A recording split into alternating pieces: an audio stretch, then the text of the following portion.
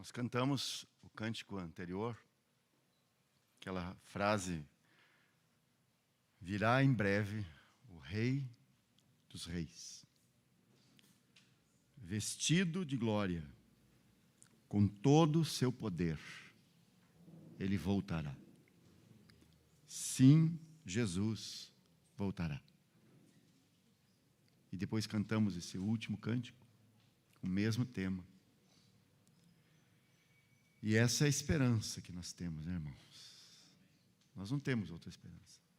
Essa é a nossa única esperança.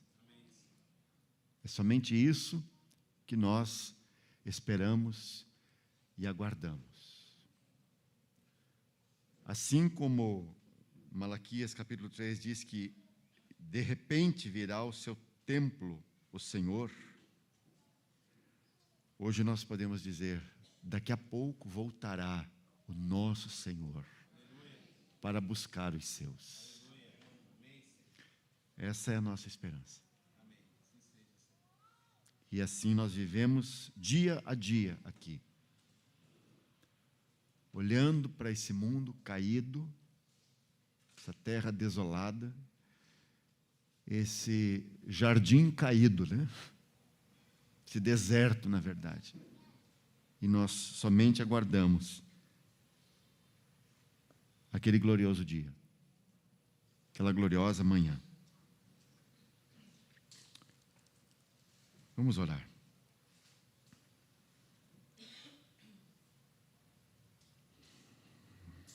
Senhor, nós te bendizemos nessa noite.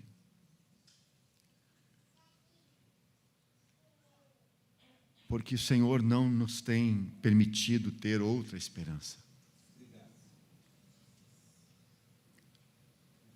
Senão essa única esperança. Essa certeza de que o Senhor virá. O Senhor voltará. E te agradecemos por essa esperança que enche os nossos corações. De ânimo, de encorajamento, de alegria, de expectativa. E assim nós vivemos nessa terra, assim caminhamos por essa terra, gemendo e ansiando por aquele dia. Porque nada aqui é perfeito, sem a tua presença. Então, nós queremos dizer a ti, Senhor, que nós esperamos e aguardamos a ti. E é com esse coração que nós queremos agora olhar para a tua palavra, olhar para essa palavra que temos diante de nós. É com esse coração que nós queremos meditar nessas coisas. É com esse coração que nós queremos considerar os nossos caminhos diante de ti. Considerar os nossos caminhos nesses dias que antecedem a tua volta. E nós queremos olhar para nós mesmos, para as coisas que nos cercam, para as responsabilidades que temos, como aqueles que daqui a pouco prestarão contas de todas essas coisas que recebemos e pelas quais somos responsáveis. Então ajuda-nos, Senhor, que nós possamos ouvir, meditar na tua palavra nessa noite, com isso em mente, de que o Senhor logo virá, de que de repente os céus se abrirão e o Senhor voltará. Ajuda-nos, Senhor, nessa noite, como os irmãos já expressaram, já oraram aqui, têm orado. Todos nós carecemos da tua ajuda e do teu socorro para que possamos meditar na tua palavra com revelação, com clareza, com discernimento. Ajuda-nos, Senhor, nós te pedimos. Amém. Amém. Vamos abrir Malaquias capítulo 2.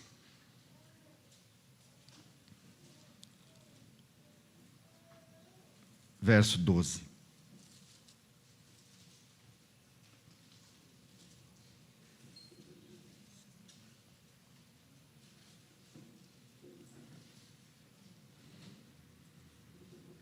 Nós vamos ler do verso 12 até o 16, né? O Senhor destruirá das tendas de Jacó o homem que fizer isto, o que vela e o que responde e o que apresenta uma oferta ao Senhor dos Exércitos. Ainda fazeis isto outra vez, cobrindo o altar do Senhor de lágrimas, com choro e com gemidos, de sorte que ele não olha mais para a oferta, nem a aceitará com prazer da vossa mão. E dizeis, por quê? Porque o Senhor foi testemunha entre ti e a mulher da tua mocidade, com a qual tu foste desleal, sendo ela a tua companheira e a mulher da tua aliança. E não fez ele somente um, ainda que lhe sobrava o espírito? E por que somente um? Ele buscava uma descendência para Deus. Portanto, guardai-vos em vosso espírito, e ninguém seja infiel para com a mulher da sua mocidade. Porque o Senhor, o Deus de Israel, diz que odeia o repúdio e aquele que encobre a violência com sua roupa, diz o Senhor dos Exércitos. Portanto, guardai-vos em vosso espírito e não sejais desleais. Agora vamos ao capítulo 4, versos 5 e 6. E esses são os dois versículos que encerram esse livro e também o Antigo Testamento. Capítulo 4, verso 5. Eis que eu vos enviarei o profeta Elias, antes que venha o grande e terrível dia do Senhor. E ele converterá o coração dos filhos a seus pais. Perdão, o coração dos pais aos filhos e o coração dos filhos a seus pais, para que eu não venha e fira a terra com maldição. Nós paramos por essa altura ontem à noite, quando nós estávamos falando, e nós vimos no final um raio-x, da condição desse povo, que é o remanescente que o Senhor trouxe da Babilônia. Aqui nós temos os netos e os filhos daqueles 50 mil que retornaram para Sião, retornaram para Jerusalém para reerguer o templo, reconstruir a cidade, reconstruir os muros, para esperar o Messias, para esperar o Filho de Deus, que viria 400 anos depois.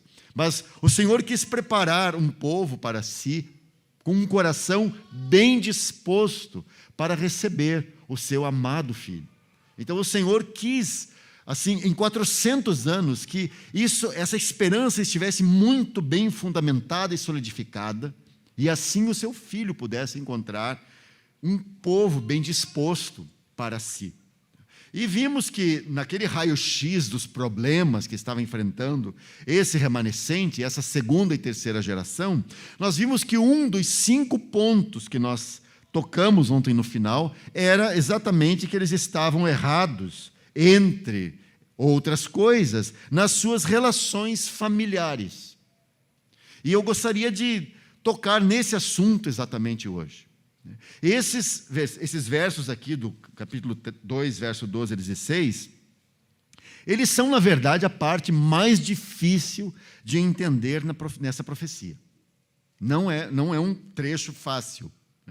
E se os irmãos leram pelo menos 2 ou 3 vezes essa profecia, eu sei que os irmãos assim deram uma tropeçada aqui, no sentido que, mas eu não estou entendendo direito essa parte, porque realmente nós temos aqui a parte mais difícil de entender. E essa parte, esse trecho, verso 12 a 16, ele tem sido assim motivo de muita discussão entre tradutores e comentaristas. Então, o problema não está só com os comentaristas, mas também com os tradutores. E eles não estão assim muito certos de como traduzir essas coisas. E talvez, se você estiver usando a tradução da Bíblia Almeida atualizada, você deve ter percebido que tem algumas coisas diferentes daquilo que eu li aqui, na versão original de Almeida. E justo porque os tradutores eles não se acertam muito com essa parte, porque realmente o texto hebraico aqui é difícil de ser traduzido. E se os tradutores não se entendem muito bem com esse trecho, olha, irmãos, os comentaristas aí, eles ficam numa situação muito mais difícil ainda. porque os comentaristas não vão lidar com o texto original, mas vão lidar com as traduções, né? E a razão desse trecho ser muito difícil é porque há muitas possibilidades de se entender essa parte da profecia. Então, eu peço paciência dos irmãos para nós entendermos esse trecho aqui. Tá? E nós não vamos fazer aqui um estudo exegético do texto, porque não é o nosso objetivo, nós não vamos nos deter nisso. Nós queremos aqui, o que nós procuramos são as lições espirituais colocadas aqui pelo Espírito Santo. Porque essa mensagem dada a esse remanescente, juntamente com a profecia de Zacarias e também de Ageu, tem a ver conosco, que estamos vivendo esses últimos dias antes da volta do nosso amado Senhor. Esse remanescente estava vivendo os dias antes, os tempos anteriores à primeira vinda do Senhor. Nós estamos vivendo os tempos que antecedem a segunda vinda do Senhor. Então, me parece que o ambiente, ele é muito parecido, porque nós enfrentaremos as mesmas coisas que eles enfrentaram. As mesmas tentações, as mesmas provações, os mesmos desafios. E você nota que essas provações, esses problemas, esses conflitos, eles entram no âmbito familiar também. E me parece que as famílias dos crentes, elas também têm muitos problemas. Não é porque o casal confessa Cristo, né, e proclama Cristo naquela casa, que você não vai ter problemas ali. Claro que vai ter problemas. Isso todos nós sabemos. Talvez se nós dessemos oportunidade para os irmãos testemunharem, né, dos conflitos que já enfrentaram, quantos conflitos nós já enfrentamos. Mas, ao mesmo tempo, quantas lições nós já aprendemos. Porque o Senhor, em sua graça, vai nos ensinando. Mas é muito interessante que esse ambiente que antecede a volta do Senhor, ele tem umas pressões diferentes, né?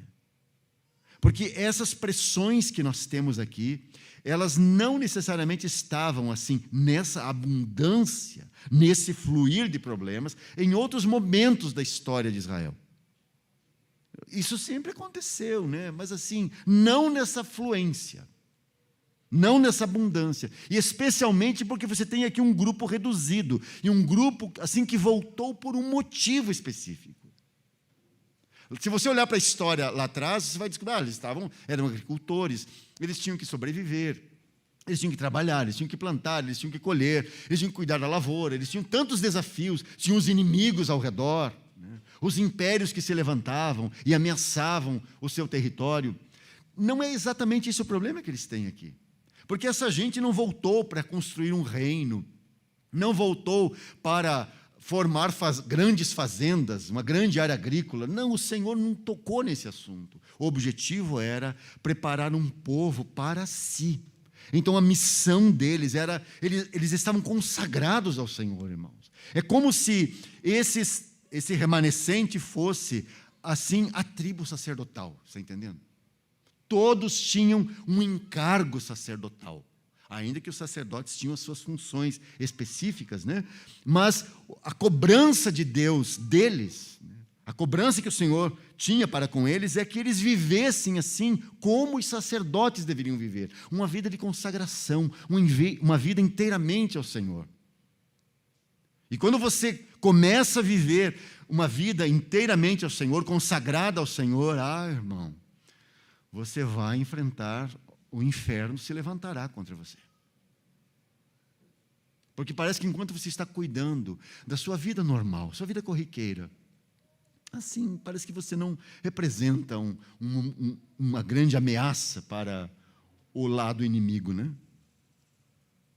Mas a partir do momento que você compreende o seu chamamento espiritual, a sua missão, aquilo que o Senhor tem contigo, irmão, você não terá sossego.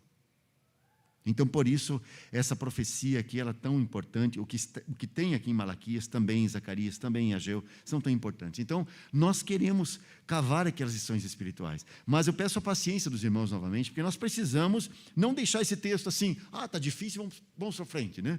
Não, nós precisamos lidar com ele. Então, assim, Nós poderemos citar um ou outro detalhe exegético, né? Mas isso é apenas para elucidar algum ponto. Então, tenha paciência com isso, né? Você precisa entender esses versículos, ou ao menos começar a entender, né? Eu não pretendo resolver todos os problemas aqui desse trecho, tá? Mas eu penso que, aliás, eu gostaria de fornecer aos irmãos alguma luz para a compreensão. Talvez o Senhor fale mais profundamente contigo, e você tenha ainda uma chave que talvez vai nos abrir muito mais aqui.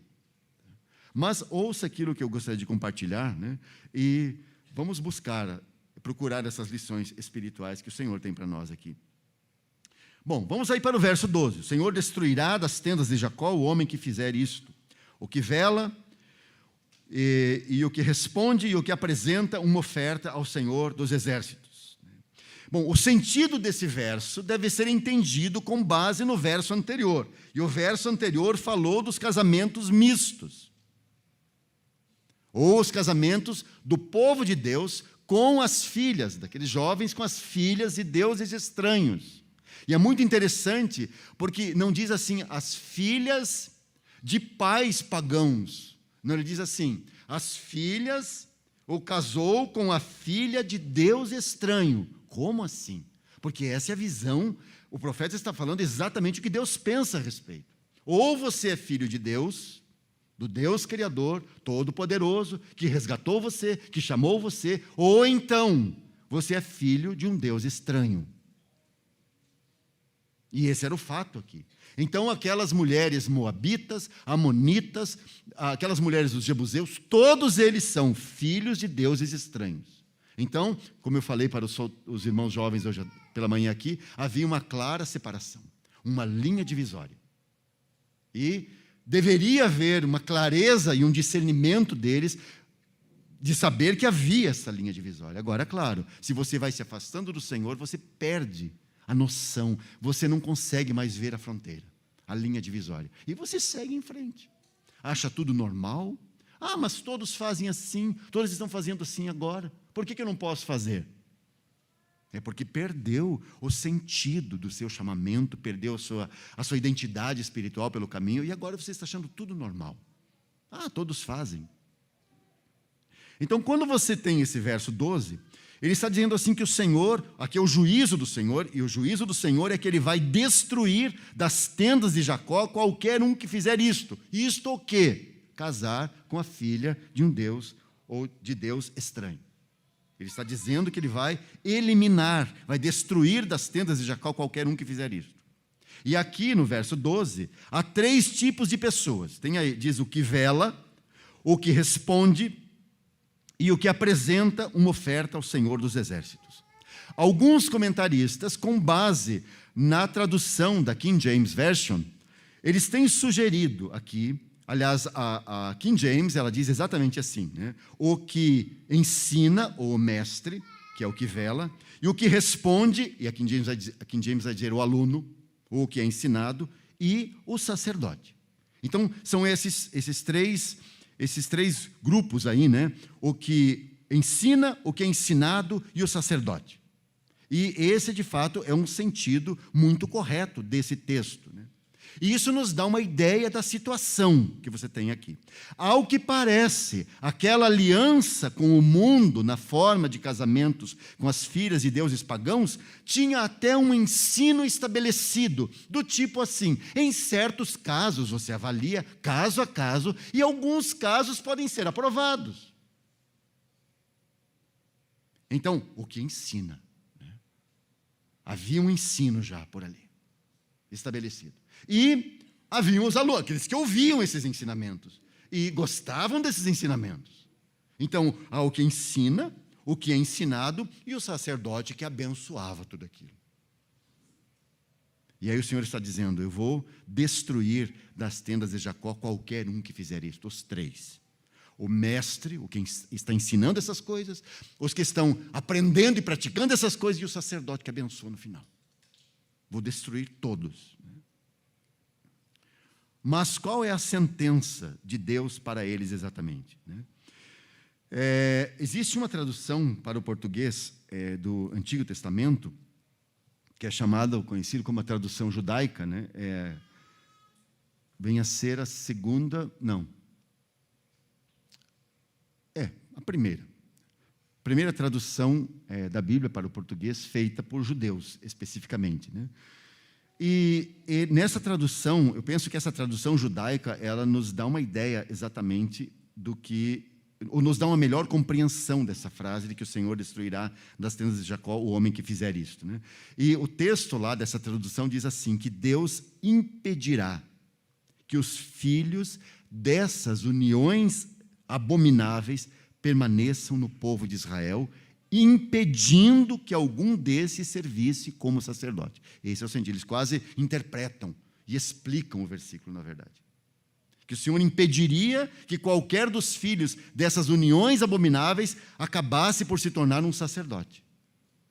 Porque esse, de fato, era o risco, a corrupção também do sacerdócio. Então, é desse modo que o Senhor diz que vai destruir, o Senhor vai eliminar, né? Para que não corrompa, não continue a corromper aquilo que já está numa situação complicada. Tá? Então, isso é o verso 12. No verso 13, nós temos aqui, diz assim, ainda fazeis isto outra vez, cobrindo o altar do Senhor de lágrimas, com choro e com gemidos, de sorte que ele não olha mais para a oferta, nem a aceitará com prazer da vossa mão. Aqui no verso 13, nós temos o quadro de um culto hipócrita. E é isso que salta à primeira vista. Porque mesmo estando nesse estado contrário à vontade do Senhor, eles compareciam diante do Senhor, diz o texto aí, cobrindo o altar do Senhor de lágrimas, com choro e com gemidos. E conforme a tradução que nós temos, essa é a interpretação. Isso eles continuavam a comparecer diante do Senhor, mesmo vivendo errados, né? Isso era um fato. Essa interpretação não está errada. Isso era um fato. Porque eles, você lembra, né? Tudo estava certo. A ortodoxia era a lei daqueles dias, né? Porque tudo estava de acordo. Você tem um altar, você tem os sacerdotes, você tem o templo reconstruído, a cidade reconstruída, você tem as muralhas. Então, tudo está dentro dos parâmetros e dos conformes daquilo que o Senhor havia estabelecido. Então, você tem como eu disse ontem, você tem uma ortodoxia de fé. O problema deles é que eles têm uma vida heterodoxa, que não combina com a fé que eles professam. Eles estão abaixo da altura a que foram estabelecidos pelo Senhor. Eles estão abaixo daquilo, moralmente falando e espiritualmente falando. Mas mesmo assim, eles continuavam a comparecer diante do Senhor, né, trazendo aqueles sacrifícios, ainda que condenados, porque o estado daqueles sacrifícios que eles traziam, que foi denunciado no capítulo 1, aquele estado era horroroso. Como alguém poderia apresentar um cordeiro machucado, quebrado, cego? Mas é isso que estava acontecendo. Mas eles compareciam, eles não tinham a sensibilidade de perceber, irmãos, de que aquilo não era adequado. Aquilo não era digno do Senhor. Eles não tinham a percepção.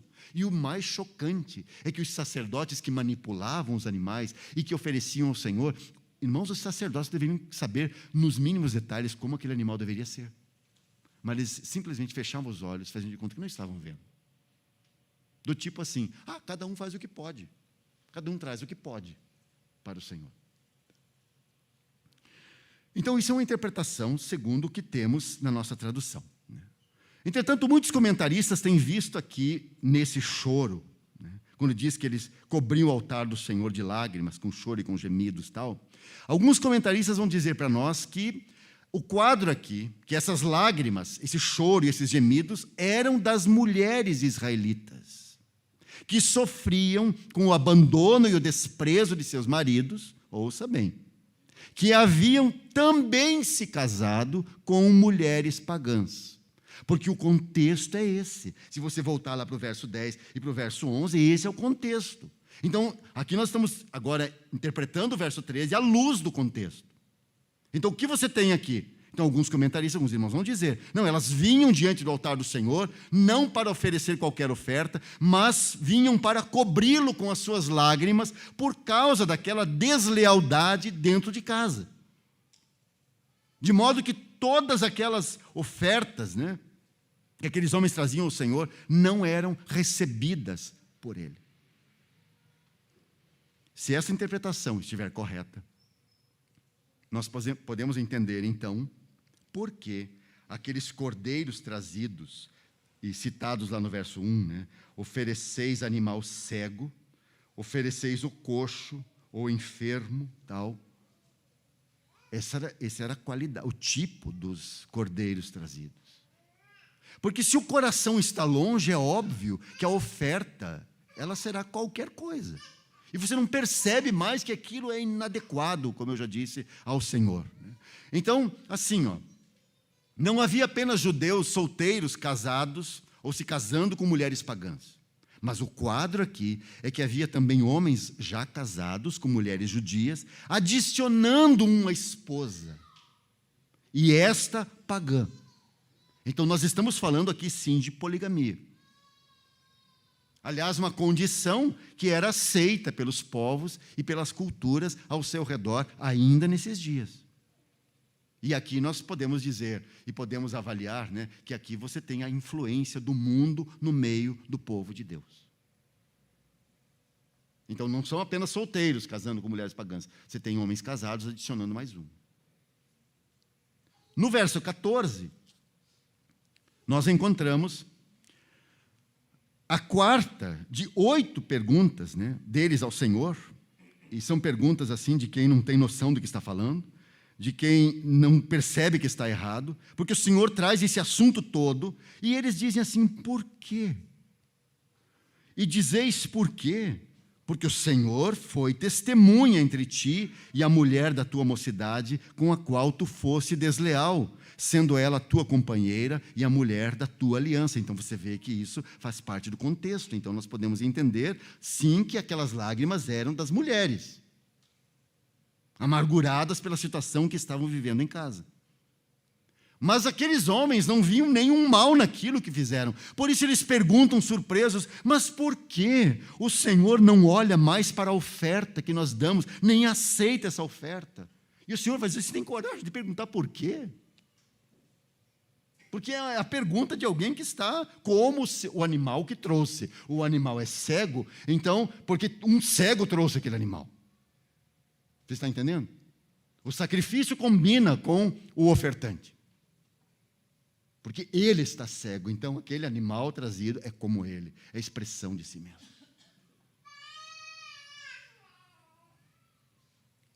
Objetivamente, se você olhar do ponto de vista da cultura, o que os casados estavam fazendo e fizeram, né, não era exatamente um adultério, daquele ponto de vista cultural. Até porque o adultério lá entre eles era tratado, ou deveria ser, né, irmãos? Deveria ser tratado com a pena de morte, como ordenava a lei de Deus em Levítico capítulo 20. Esse era o trato, né, do assunto. Portanto, aqui nós temos uma acomodação cultural. Se um homem pudesse manter mais de uma esposa, mais de uma mulher, ele poderia contrair mais núpcias. E aí acontece que, com o tempo, as mulheres israelitas não aguentavam mais aquela situação duplamente condenável, né? Porque você tem ali um lar confuso pela poligamia e ainda uma pagã dentro de casa. E, ao que parece, a reação dos maridos naquela situação, diante de suas esposas israelitas insatisfeitas, foi assim, olha, incomodada, pega a mala e vai embora. Se não está gostando, arruma tua mala e vai embora. E nessa saída, eles despediam as suas mulheres, ou repudiavam elas, o que, óbvio, não as liberaria para se casarem com outro homem, porque aquele repúdio não era o divórcio, exatamente, era só mandar embora. E aí o Senhor diz, por 3 vezes, que aquilo que eles estavam fazendo era uma deslealdade para com elas. E por isso você tem aí, olha na sua Bíblia, verso 14, tem lá no meio, a mulher da tua mocidade, com a qual tu fosse desleal. Olha essa palavra, desleal. Verso 15, ninguém seja, no finalzinho, ninguém seja infiel para com a mulher da sua mocidade. Essa palavra infiel é desleal também, porque é a mesma palavra em hebraico. Verso 16, guardai-vos em vosso espírito, finalzinho, e não sejais desleais. a mesma palavra. Então, o Senhor está dizendo que aquilo é uma deslealdade. E também lá no verso 10 e no verso 11, você tem a mesma palavra. Aliás, no verso 10 está dizendo que eles eram assim, desleais, traiçoeiros, traidores uns com os outros. Não era só o marido com aquela esposa que estava sofrendo. Não, eles eram assim entre si. E também, verso 11, eles eram desleais para com o Senhor, traiçoeiros para com o Senhor. Porque a raiz de tudo estava ali. A palavra que nós temos em hebraico significa, sim, agir traiçoeiramente ou enganosamente para com outra pessoa. Então, eu crio uma situação, na verdade, mascaro aquilo, dou aparência de outra coisa, né? Mas aquilo é uma deslealdade, não tem outro nome. Mas eles assim tentaram, né? E foram levando a sua vida, né? Esse era o trato entre eles, desde o âmbito das relações fraternais, né, as relações uns com os outros, até ao casamento. E então, para estabelecer a clara diferença entre aquela situação que eles estão vivendo e aquilo que o Senhor, de fato, considerava casamento, o Senhor lembra a eles que eles estavam sendo desleais, e tem a expressão aí, com a mulher da tua mocidade, sendo ela a tua companheira e a mulher da tua aliança. Então o Senhor faz com que eles lembrem daquela situação lá atrás, quando jovens, quando eles se casaram com aquela mulher, a mulher da sua mocidade, a mulher da aliança, com que eles fizeram uma aliança, um pacto com aquela mulher diante do Senhor. E o Senhor diz assim: vocês estão sendo desleais com elas, com aquela mulher com quem se fez a aliança diante do Senhor. Aliás, houve casos claros de adultério, como é dito no capítulo 3, verso 5, quando o Senhor diz que ele será uma testemunha veloz contra os feiticeiros e contra os adúlteros. Então é óbvio que, aliás, como um todo, aquilo, irmãos, aquilo é um adultério. Aquilo é uma traição. Por isso o Senhor diz: eu serei uma testemunha veloz contra os adúlteros. Casos onde, para encobrir um adultério, o que o homem fazia? Ele casava com a tal mulher. Lembra de um caso desses na Bíblia, né? Você lembra de Davi, o que ele fez com Batseba? Aí ele traz para dentro a viúva, assim para dar a aparência de que ele está sendo assim um homem tão misericordioso, para tentar arrumar as coisas. E é exatamente a situação aqui. Então havia o caso claro de adultério, e para encobrir aquilo, o homem casava com a tua mulher, e para dar uma aparência de normalidade aos olhos daquela cultura. E ao que parece, esse é o significado da frase aí, no verso 16, que Deus odeia o repúdio e aquele que encobre a violência com a sua roupa. Encobrir a violência com a sua roupa é tapar o sol com a peneira, traduzindo em português, na linguagem de hoje, né? Porque está tentando encobrir uma situação, mas aquilo é um pecado mesmo. E faziam de conta que tudo estava normal. Aos olhos de Deus não se tratava de acrescentar então mais uma esposa, mas sim deslealdade com a sua esposa de fato. Adultério mesmo, né? O verso 15: e não fez ele somente um, ainda que lhe sobrava o espírito. E por que somente um? Ele buscava uma descendência para Deus.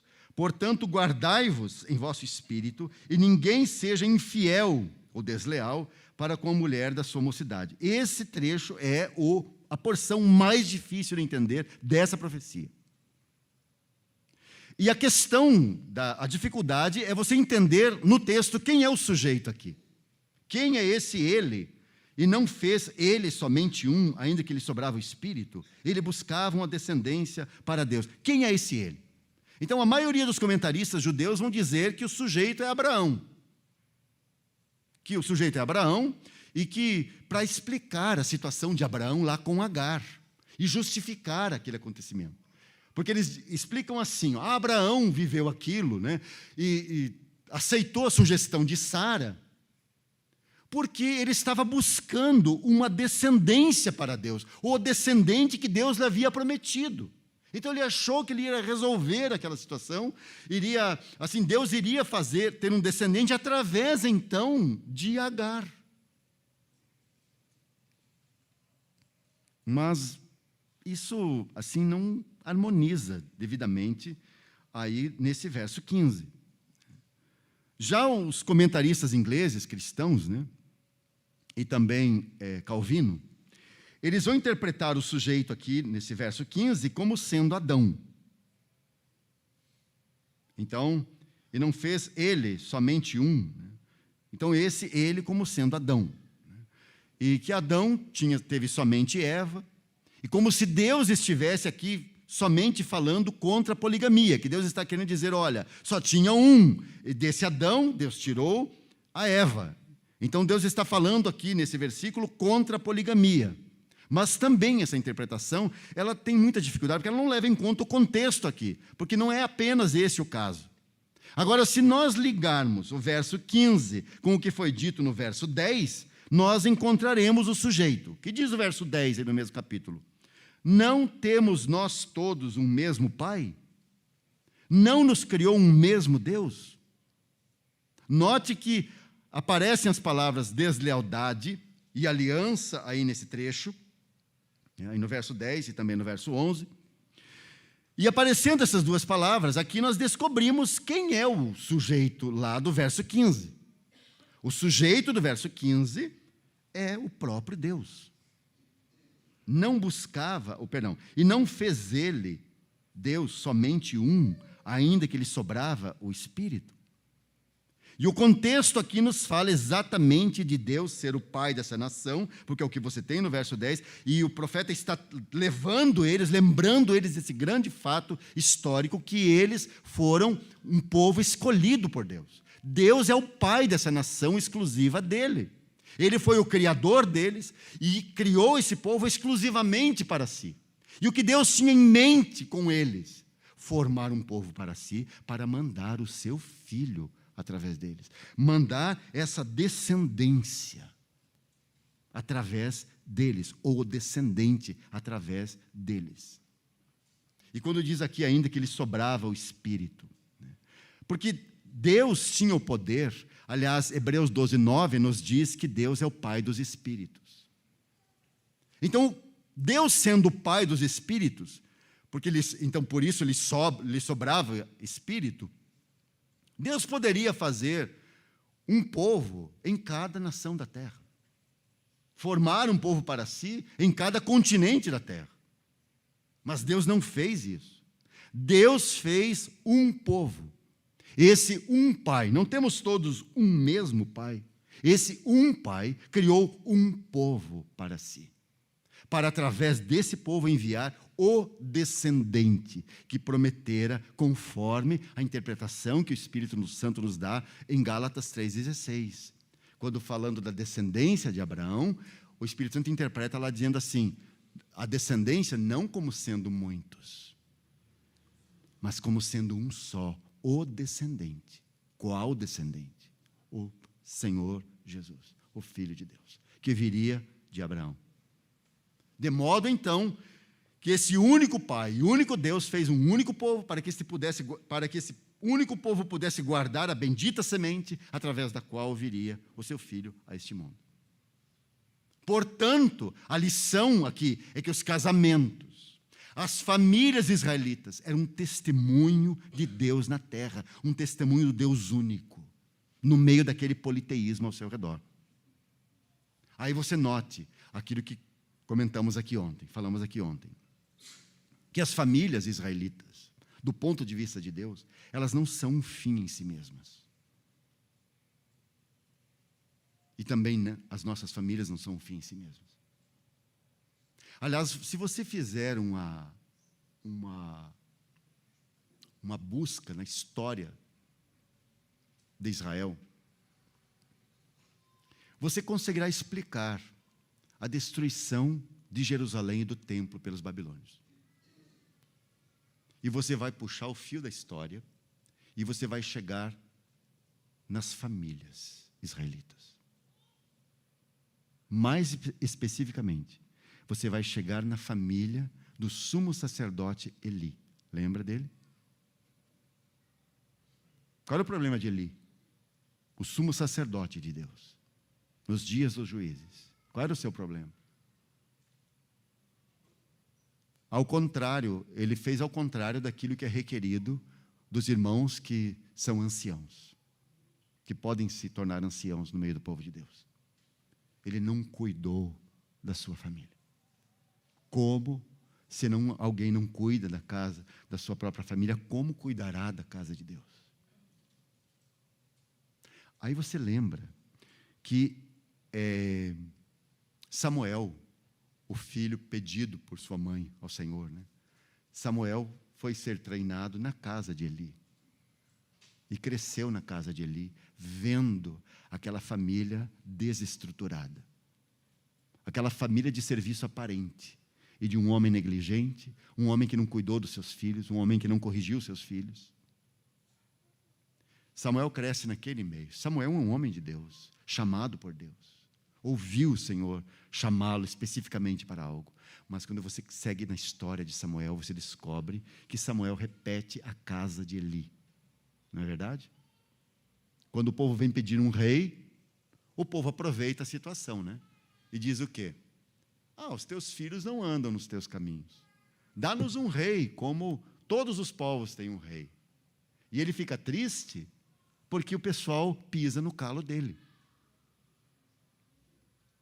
Mas o Senhor é maravilhoso, né, irmãos? O Senhor poderia dizer, olha, isso é verdade, mas o Senhor sabe que Samuel sabe, né, do que está acontecendo. Assim, que tem uma família complicada também. E, irmãos, o Senhor vai dizer assim, não, o problema deles não é exatamente você, tua casa, mas é porque eles não me querem como rei. Mas esse é o Samuel. Samuel ungiu a Davi como rei. Como é a casa de Davi?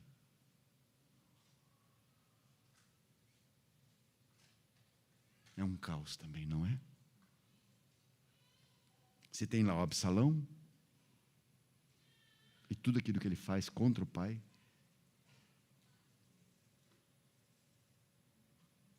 E se revolta contra o pai, se rebela contra o pai. Os seus filhos não são fáceis. Uma casa desestruturada. Aí se salva Salomão. Você conhece a história de Salomão? E suas 1000 mulheres. Agora você já pensou os filhos vendo esse quadro do seu pai? Aí quando morre Salomão, quem é o rei? Quem herda o trono? Roboão. Quem é Roboão? É um filhinho mimado, um riquinho, e faz sempre tudo o que ele quer, porque ele foi criado assim. E Roboão causa a divisão do reino, você lembra? Reino do norte e reino do sul. Aí segue na história. Qual é o problema das famílias no reino do norte? Qual o problema que você tem lá no reino do norte que vai levar ao desaparecimento de 10 tribos?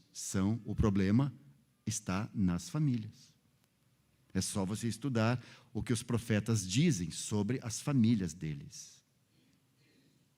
Qual é o problema nas famílias do reino do sul? E por isso Jerusalém é destruída, o templo é destruído, eles vão para o cativeiro. Onde está o problema, irmãos?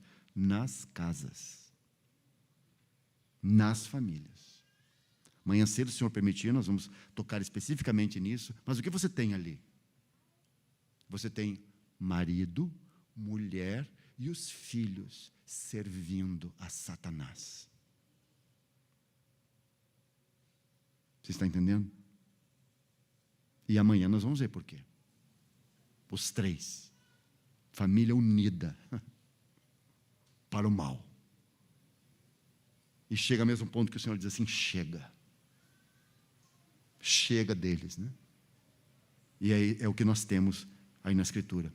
Mas qual é a lição que nós temos no meio disso tudo e para aprender? Irmãos, a lição que nós temos, e o que isso tem a ver conosco, né, é que esse desajuste encontrado entre marido e esposa é um desajuste que vai desembocar no relacionamento de pais e filhos. Então, no primeiro nível, ao que parece, houve um desgaste tal no relacionamento conjugal que levou alguns homens a procurarem outras mulheres e se casarem também com elas. E o que está por detrás de uma situação como esta, irmãos, é a falta de percepção do outro no casamento. A falta de percepção do outro, de que tem uma outra pessoa ali.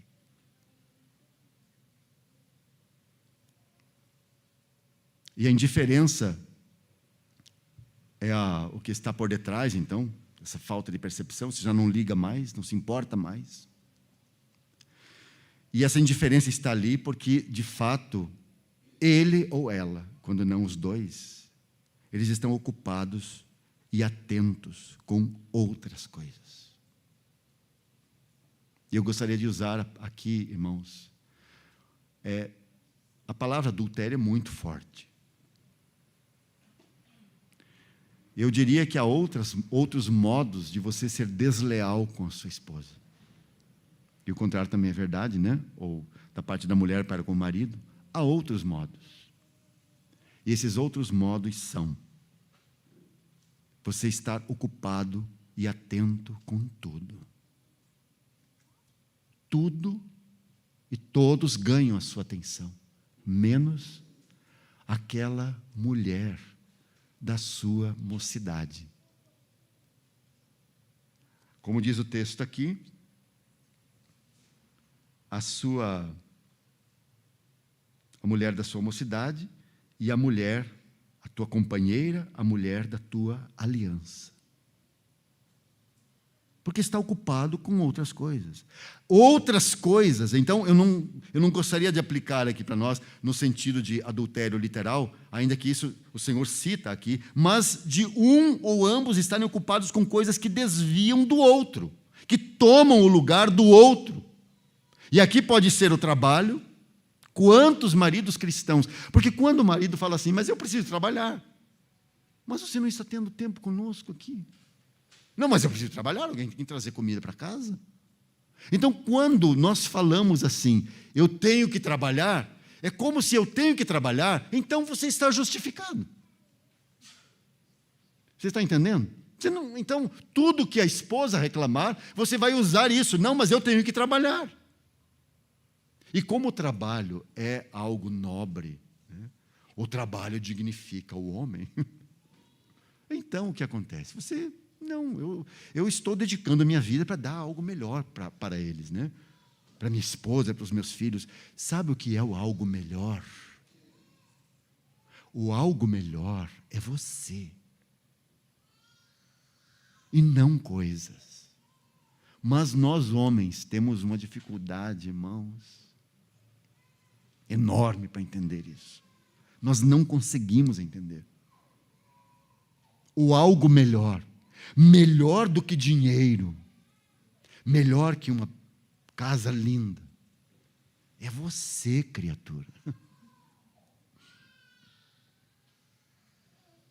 Porque se você pode ter tudo isso e você for embora, e você morrer, o Senhor levar você, que sentido tem aquela casa? De que adianta você deixar um dinheirão para ela? Porque o valor é você. Mas, lamentavelmente, tem essa situação, né? Ocupado com o trabalho. Então, o trabalho pode tomar o lugar do outro, a profissão pode tomar o lugar do outro, um entretenimento. Sabe, irmãos, eu não sei se vocês já viram essa situação, mas eu tenho estado assustado assim com o número com o modo como alguns jovens casais têm se comportado, porque isso não, assim, é meio incompreensível, né? Mas rapazes, né, ou jovens maridos, né, que eles já vinham eles vinham com alguns vícios, né, desde a sua adolescência. Por exemplo, o vício de jogar no computador. Aí eles se casam. E eles continuam viciados, e a esposa está lá de um lado, e ele está lá viciado. Continua jogando. Irmãos, eu não estou dizendo que você não pode jogar, né? Mas você vai ter que Sabe? Você vai ter que mudar a cabeça, irmão. Você precisa crescer. Esses dias eu vi um texto que falava sobre a infantilização, a eterna infância dos adultos. E falando especificamente de homens. Eles agem na sua casa como se eles estivessem na casa dos pais. Então, na casa dos pais, ele trancava no quarto e ficava lá. E agora, casado, ele tem continua com aquela mesma atitude. Ora, irmãos. Se não é entretenimento, são os amigos que tomam o lugar do outro. Ou qualquer coisa.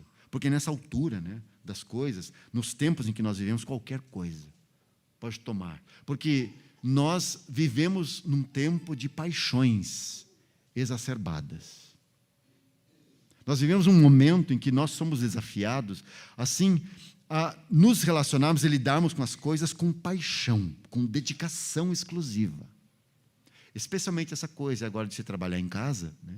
Então, é o seu tempo exclusivo, totalmente para aquilo. Você está sempre conectado, então sempre tem uma chamada, alguma coisa do seu trabalho, e você está com dedicação exclusiva. E se esse problema está acontecendo contigo, sabe, gostaria de dar um conselho. Consiga um outro celular, que vai ser o seu celular pessoal. E pega o seu celular de trabalho, desliga ele, quando você sair do trabalho, e esquece. Liga só no dia seguinte. E não dá esse número de telefone para o seu trabalho, não. Eu sei que tem situações que não é possível, né? Mas se você pode fazer alguma coisa sobre isso, faça. Não leve o seu trabalho para casa, né? Ou se você trabalha em casa, tem que ter uma hora que você vai fechar a porta e dizer, chega, acabou, desliga o computador, encerrou. E agora eu sou da minha família. Porque o que eles mais precisam aqui não é de dinheiro, exatamente. Eles precisam de mim. Eu sou o maior valor que eles precisam. E eu não quero estender nesse ponto, porque as causas para um desajuste conjugal são diversas, né? São várias causas. Resta apenas concordar com aquilo que a Escritura diz, naquelas palavras tão tocantes que nós temos em 1 Pedro 3, que os irmãos podem abrir, 1 Pedro capítulo 3, verso 1, eu gostaria de ler esse texto com os irmãos, para ir encerrando esse ponto.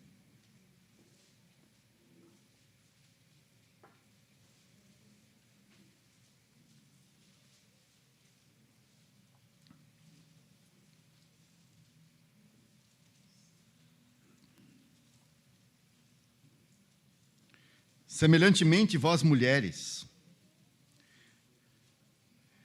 e o semelhantemente se refere ao que ele falou anteriormente, as coisas que ele disse no capítulo 2, né, depois você deve olhar.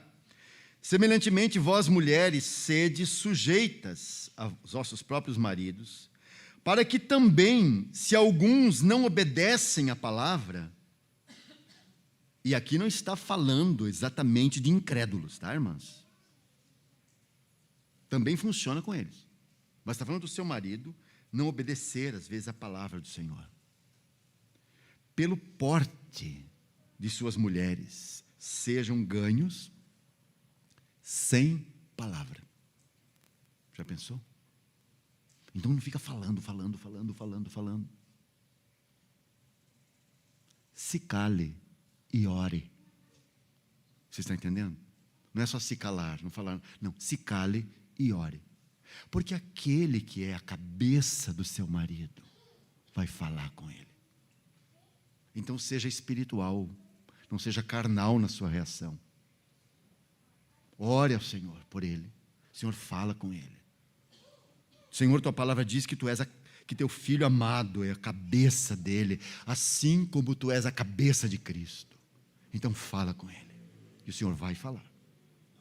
Porque você estará cumprindo exatamente essa palavra. Considerando a vossa vida casta em temor. O enfeite delas não seja o exterior, no frisado dos cabelos, no uso de joias de ouro, na compostura dos vestidos, mas o homem encoberto, que é o seu espírito, né? O homem encoberto no coração, no incorruptível traje de um espírito manso e quieto, que é precioso diante de Deus. Olhem só. Porque assim se adornavam também antigamente as santas mulheres que esperavam em Deus e estavam sujeitas aos seus próprios maridos. Como Sara obedecia a Abraão, chamando-lhe Senhor, da qual vós sois filhas, fazendo o bem e não temendo nenhum espanto. Agora vem o verso 7. Igualmente, ou semelhantemente, vós, maridos, coabitai com elas com entendimento. Porque essa é a falta nossa. Entendimento. Então, coabitai com elas com entendimento, dando honra à mulher como vaso mais fraco. Note que o texto não diz assim, como vaso fraco, mas como vaso mais fraco. Então, o que você deve entender? O que o Espírito Santo está dizendo aqui? Que você, marido, também é fraco. Mas a sua esposa, ou você é fraco e frágil também. Mas a sua esposa é mais fraca e mais frágil.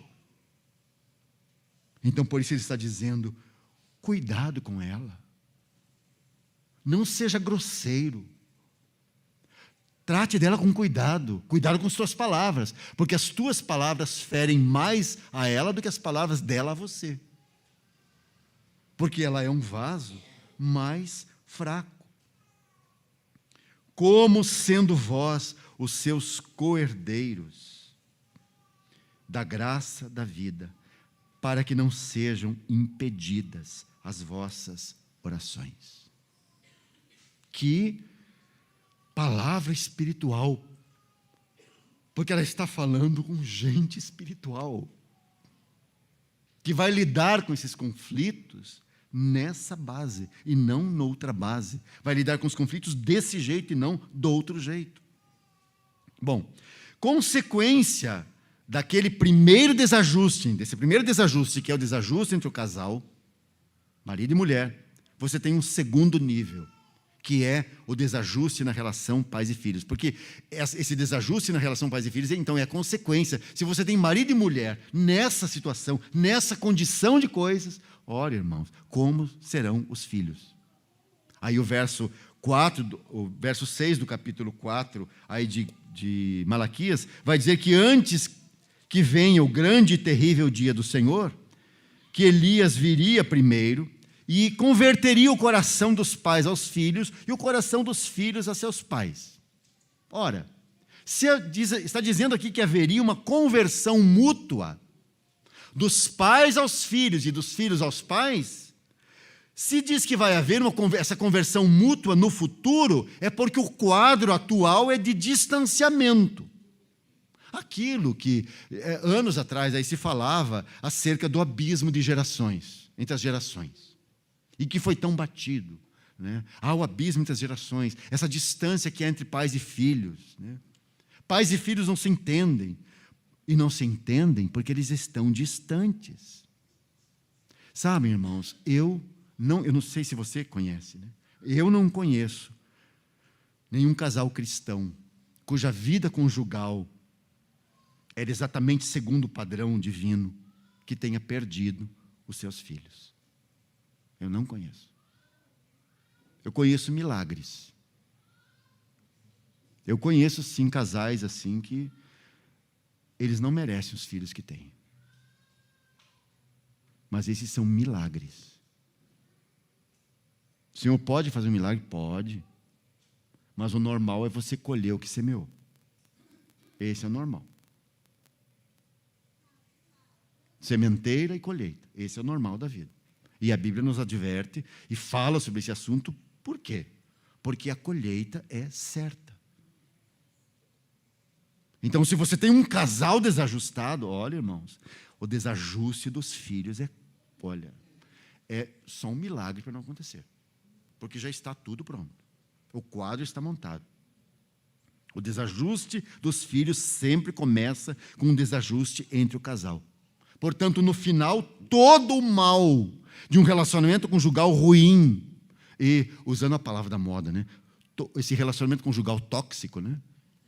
No final, ele vai desembocar num desajuste com e nos filhos. Aliás, nós vemos isso ilustrado na vida conturbada de Jacó. Sabe que a vida de Jacó é um exemplo sobre como você não lidar com a sua família. Como você não... Assim, se há um modelo de como que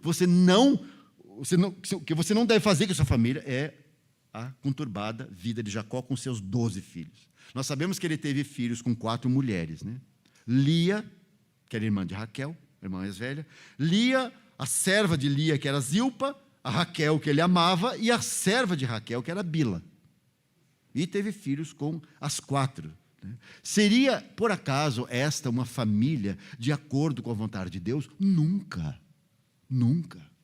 Aquilo foi um arranjo. Uma acomodação cultural. E qual o resultado? Você tem uma mulher não amada, que é a Lia.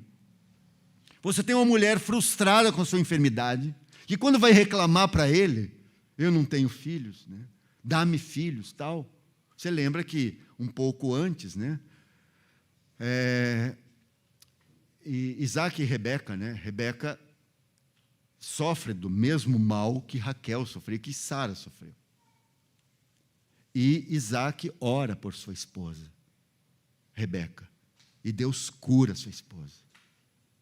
E lhe dá filhos. Gêmeos, né? Aí, na geração seguinte, Raquel reclama da mesma coisa para Jacó. Jacó foi fruto de um milagre de Deus. Então, Jacó poderia ter orado por Raquel, porque ele amava Raquel. E o que ele responde para ela? Por acaso eu sou Deus para resolver isso? Então, ele, ao mesmo tempo que ama, ele pisa nela, né?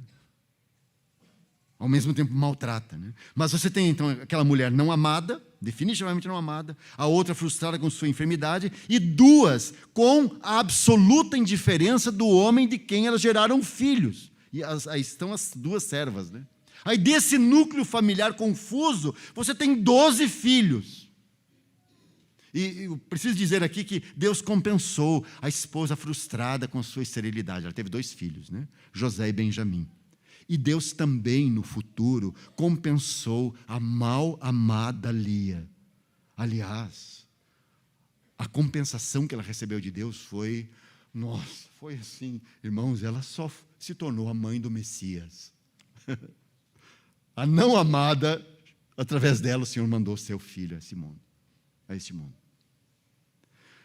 Mas agora, se você observar os significados dos nomes daqueles filhos todos, você notará que eles sempre significavam, quando as mães davam os nomes, né? Sempre significava a esperança de algo melhor, especialmente no caso de Lia, a mulher não amada. Então, cada filho que vinha, agora ele vai me amar. Gerava o filho, nascia o filho, e ela continuava desprezada do mesmo jeito. E assim foi, irmãos, no caso aí de Lia. As servas, então, nem vamos mencionar. Mas é interessante os nomes, o significado dos nomes, que você deve procurar na sua Bíblia, né? E pode pesquisar a respeito, o significado dos nomes desses filhos. Em geral, assim, os nomes vão dizer algo, sempre dizem algo sobre o caráter deles. Mas quando você vai lá para o final do livro de Gênesis, você vai encontrar o Jacó abençoando seus filhos, antes de morrer. E naquela bênção que esse é um título que nós temos nas nossas traduções, né? Jacó abençoa seus filhos e morre. Se você for pegar o texto e estudar o texto, você nota que não tem muita bênção ali exatamente.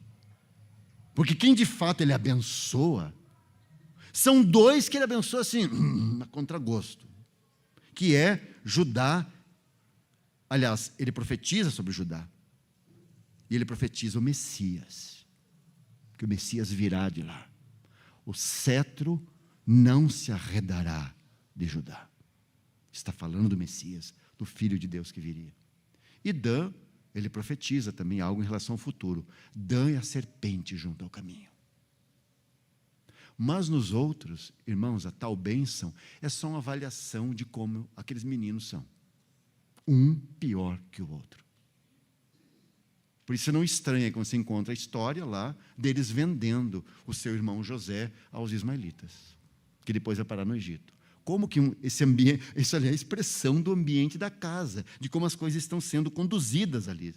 Porque os problemas dos filhos são, em geral, herança dos pais. Pais em desajuste com a vontade do Senhor, geralmente produzem filhos desajustados com o Senhor e até mesmo com a vida. Então, note que há uma trama maligna nos relacionamentos familiares, de tal modo que as famílias acabam sendo usinas de desajustados, que muitas vezes irão se perpetuar por diversas gerações. Então, famílias cristãs, onde o evangelho não é levado a sério, onde o evangelho não rege aquela casa, o evangelho está ali, mas o evangelho não governa. Não governa os relacionamentos. Pois essas famílias produzirão novas famílias, onde reinará a hipocrisia religiosa. Porque é isso que eles aprenderam em casa. Filhos que não veem a clara distinção entre os papéis de marido e mulher dentro de casa, eles tenderão por repetir esse modelo quando formarem suas famílias. E eu estou falando aqui do ordinário, né? Eu vou repetir o que disse há pouco, né? Há exceções extraordinárias e miraculosas, mas verdadeiros milagres de Deus, porque a pessoa saiu de um ambiente horrível. Aliás, o José era quase um milagre, né? Lá, filho de Jacó. Porque no convívio com aqueles seus irmãos, aquilo ali é um ninho de cobras. Um ninho de cobras. Mas se nota como José era diferente. Por que ele era diferente? Porque o pai tinha uma boa relação com a mãe. Porque o pai amava Raquel. E ele estava naquele núcleo, sabe? Eram os três. Então, quando o filho vê que o pai ama a mãe, né? E há aquele trato tão afetuoso, então esse menino não pode dar outra coisa. Só pode dar em José. E por isso José, realmente, o Jacó abençoa, assim. Nossa, ele fala de boca cheia de José e também de Benjamim.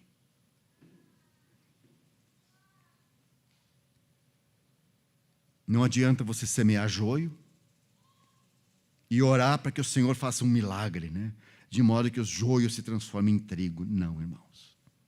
Quantos casamentos cristãos vivem um completo desajuste com a vontade do Senhor? É como se fossem casas pagãs que invocam o nome do Senhor. Mas o seu comportamento é um comportamento pagão. Quantas mulheres, sem perceber, combatem contra a ordem estabelecida pelo Senhor de que o marido seja a cabeça em casa, seguindo aquilo que ele crê ser o caminho do Senhor.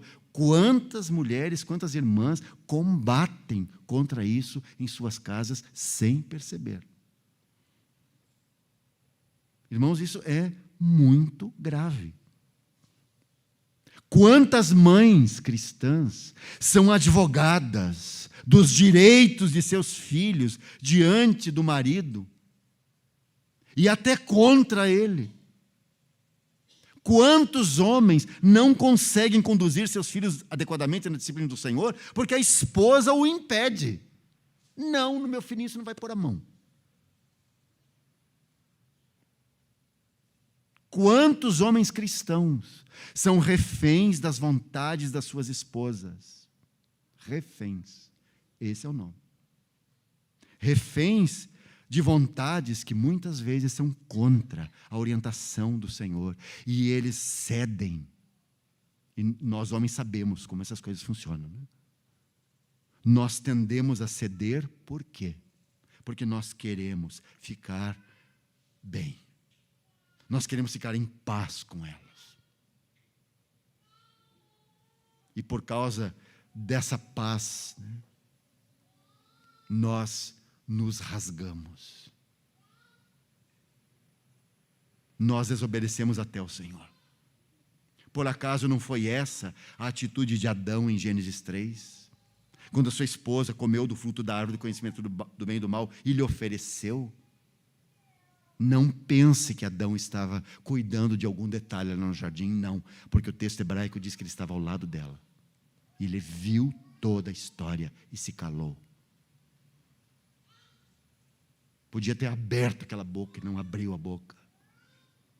Ficou como tantos dos seus filhos hoje, né? Não abrem a boca. E o caos está estabelecido e eles não abrem as suas bocas.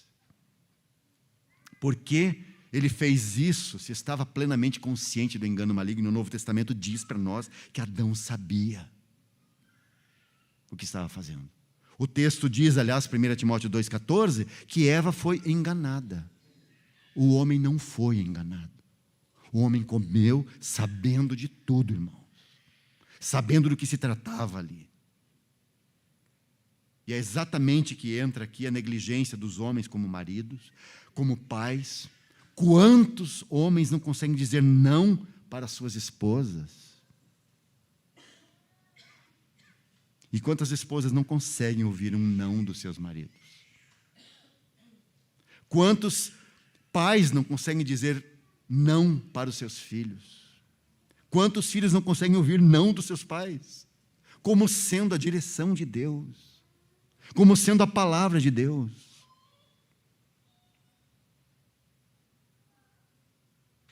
E eu ouço, eu e minha esposa ouvimos, e sei que vários irmãos aqui também ouvem, também tem esse encargo, né?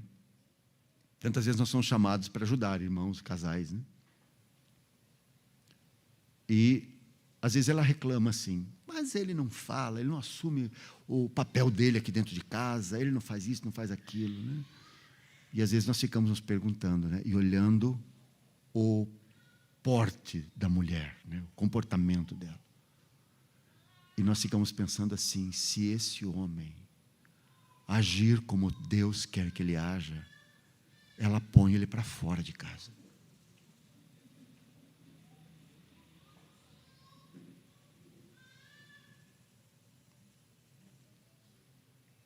Então, por isso a questão que eu tenho é, será que as irmãs, as esposas estão preparadas para ouvir um não de Deus através da boca de seus maridos? Será que os filhos estão preparados para ouvir um não de Deus através da boca de seus pais?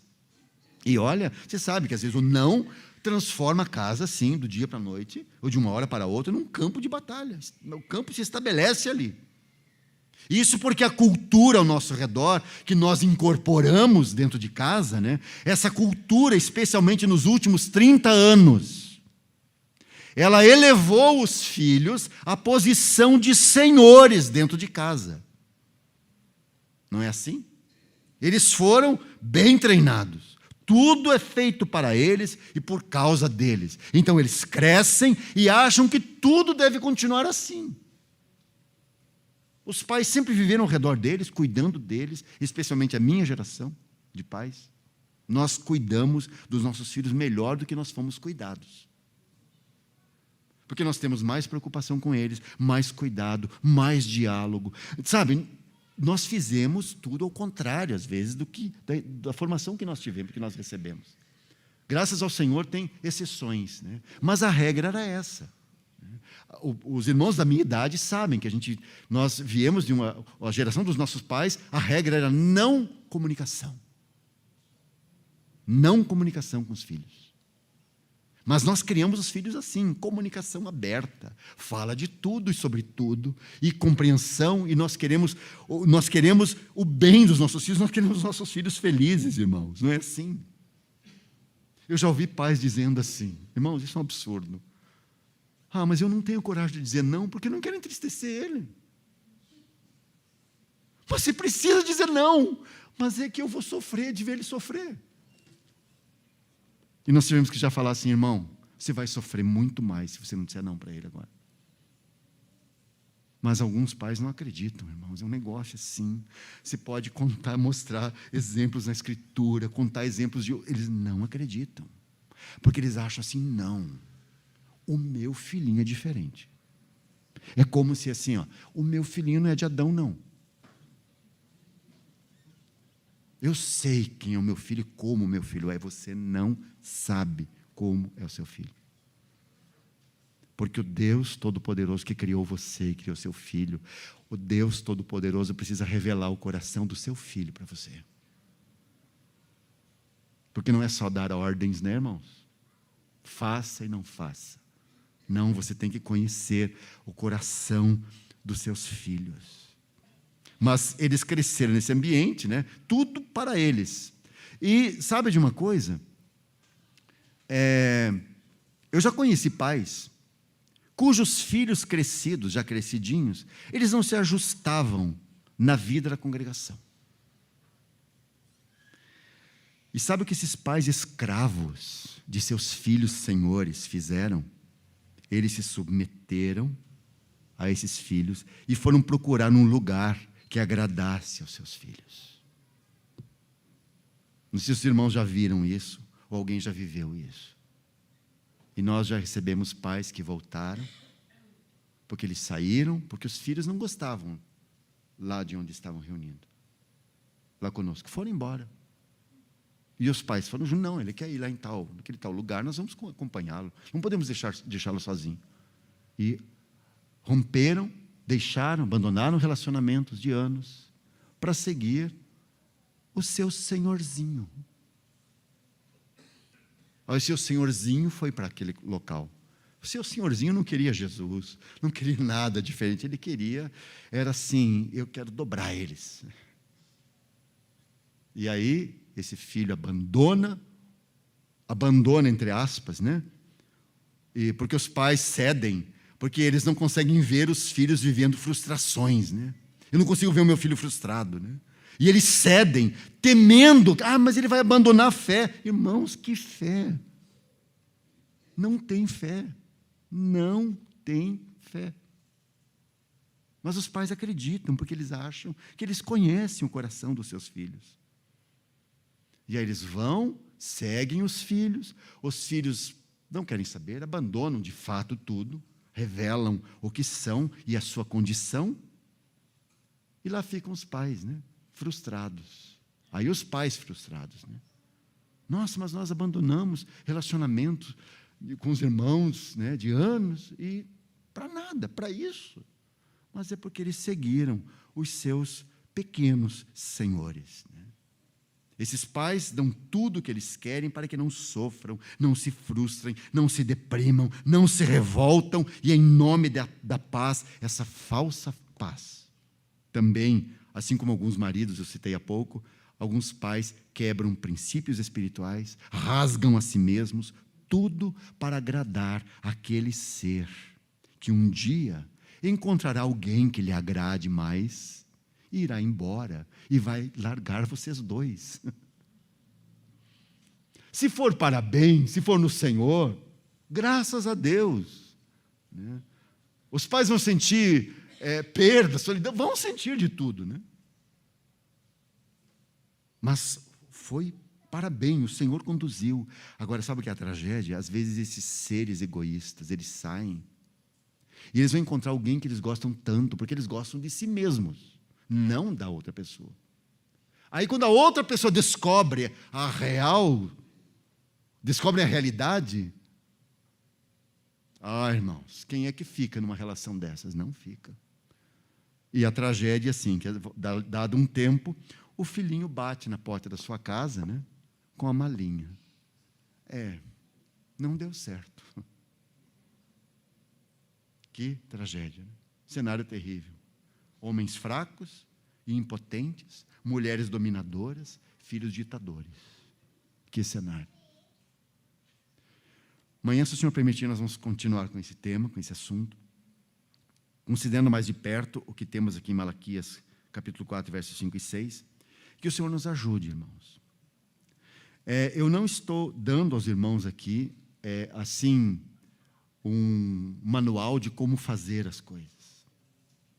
Porque não é esse o propósito de uma palavra profética como essa de Malaquias que nós estamos considerando aqui, e considerando o assunto da família.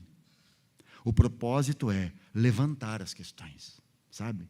Para que nós consideremos os nossos caminhos, todos nós.